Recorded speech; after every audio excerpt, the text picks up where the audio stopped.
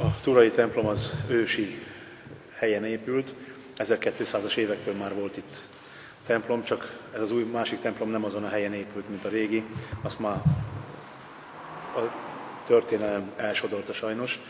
Ez a mostani templom 1911-ben nyert új alakzatot, bővíteni kellett, mert kevés volt a hely a hívek számára.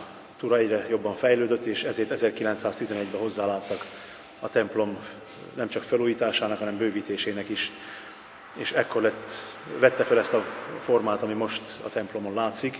Ez ilyen semmi stílus sajnos, ami 1911-ben meg lehetett valósítani, azt megvalósították az akkori tervezők meg hívek.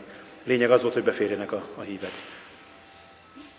A tornyot azt mellé építették, érdekesség ennek a templomnak, mert legtöbb templomnál ott a főbejáratnál van a torony, itt oldalt van. Akkor a főbejárat is ott volt, és a 11-es felújítás után került a főbejárat egy másik irányba, és onnan járunk be azóta is.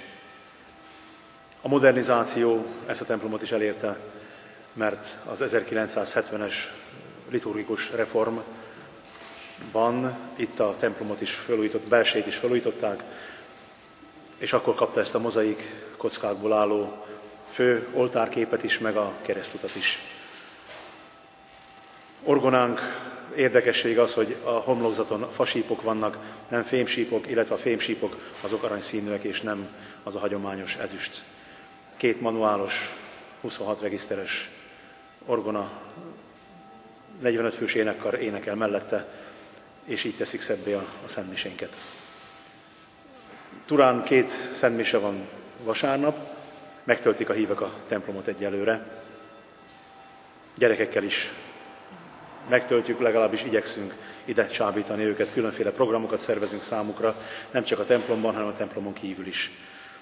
Van most már 60 fős cserkészet, minisztrárscsapat, Máriás lányok, aztán megalakult a természetjárókör, amely minden hónapban szervez egy-egy programot az egyházközségnek. Kirándulásokat is, de kulturális műsorokat is.